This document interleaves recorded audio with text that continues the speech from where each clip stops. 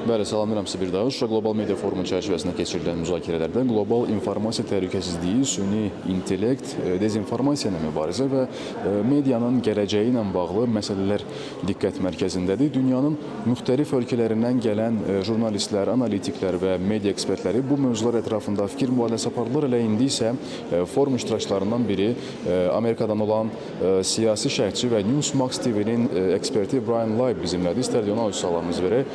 Hello. Nice to meet you here. Good to be here. Thank you so much. Thank you so much. I want to ask you a question about this forum and your impressions about the panels, discussions with the other members of this forum.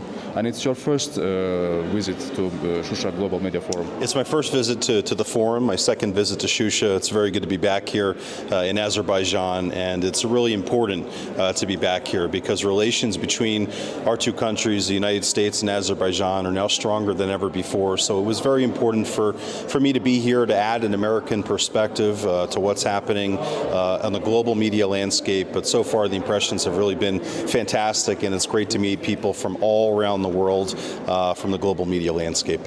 And what about the global media challenges about these discussions? Well, certainly there are a lot of challenges.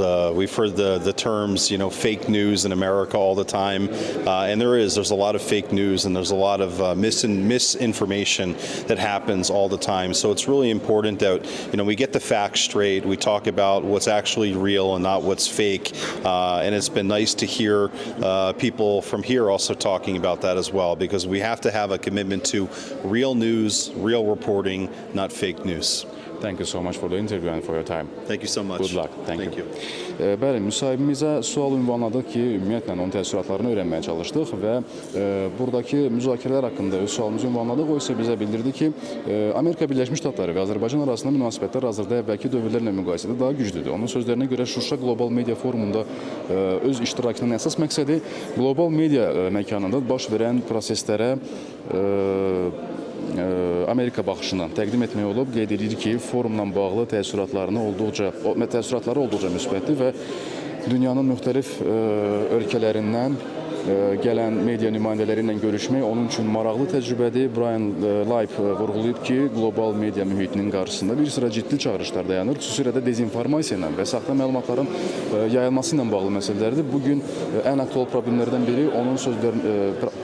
biri onun sözlərinə görə informasiya məkanında həqiqətə əsaslanan xəbərlərin ön plana çıxarılması, faktların dəqiqləşdirilməsi və cəmiyyətə doğru məlumatın çatdırılması böyük əhəmiyyət daşıyır.